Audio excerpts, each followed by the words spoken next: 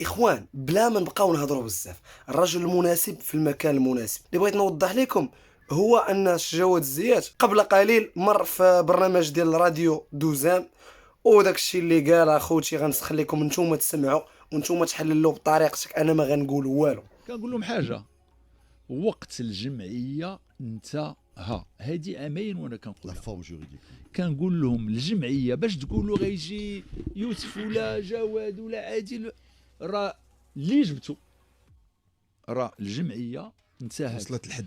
وقلت لهم انا خدامين مع الاخوان على الشركه، خصنا شويه د الوقت. اذا كانت في النمط ديال الشركه انا كاين، ما باش غنعاودوا نجيو وترغب هذا باش يعطيك الفلوس وترغب الاخر وتلقط هنا وهنا، هذا الشيء ما بقاش غياكل وشفناه، وصلنا لافان. دونك المشكل ماشي شكون هو الرئيس، وربي كيدير تاويل الخير، حيت غنجيو واحد الوقيته هذه دابا تقريبا 6 شهور ولا 5 شهور من يوقعوا كانوا المشاكل الى اخره.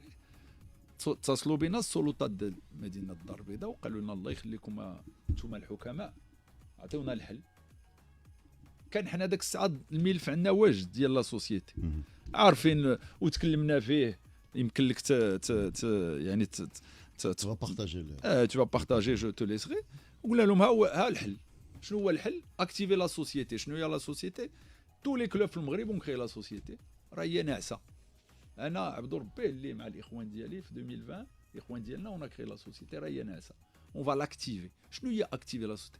هي نرجعوا لا لوا، لا لوا كتقول لك لو فوتبول بروفيسيونيل كما كان في المغرب خصو يكون جيري بار لا سوسيتي، وهاد لا سوسيتي الهدف ديالها هو ندخلوا مستثمرين.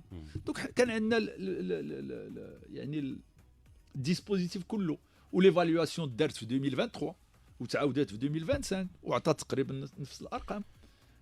دونك ليفالياسيون لا فالو ياك لا فالو ليفاليواسيون لا سوسيتي.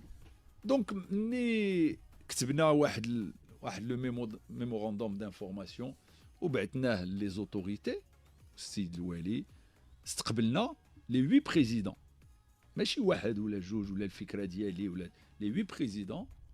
استقبلنا السيد الوالي، قدمنا له المشروع. من بعد كنمشيو للرباط عند السيد رئيس،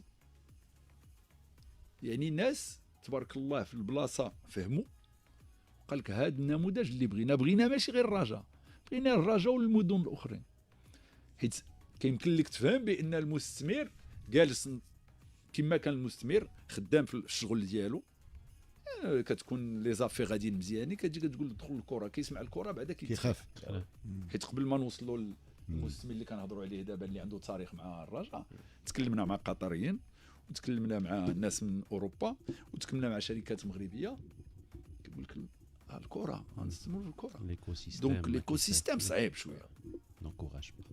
وواحد كتب لنا فون دانفستيسمون كوني سور لا بلاس دونك جو تيري لو نون، كتب لنا بريه قال لنا جو سوي بري ا ميت 100 مليون دو درهم دون لو رجاء سو ريزيرف كان انفستيسور انستيتيونيل دو لا بلاس يدخل هو الاول نتبعونا شي واحد اللي غيرتاحهم اللي غيقولوا ما يكونوش بحال لا غارونتي شويه شويه لا غارونتي. دونك حنا مني هاد العامين ونص، واخا كيقولوا مشيت من الرجاء راه ما مشيتش، راه في هاد العامين ونص اجتماعات متتاليه عندي في البيت. المهم الاخوان بلا ما نضرب بزاف كلشي كيبان واضح، كلشي كيبان واضح وضوح الشمس، والرجاء غتكون هي الفريق السباق. واخا غنقولوا ان فاس ديجا فعلوا الشركه قبل، ولكن الرجاء غتكون سباقه في هذا المجال. داكشي اللي غدير الرجاء بزاف الانديه غيبغيو يديروا بحاله، وهذه خطوه من اجل الاحترافيه واننا نمشيو في مسارنا بعيد واننا نبقاو في الاستمراريه، ماشي ان نجيو عام نديو فيه لقب ونريحوا، لا بغينا نبقاو الاستمراريه. هادشي اللي بغينا.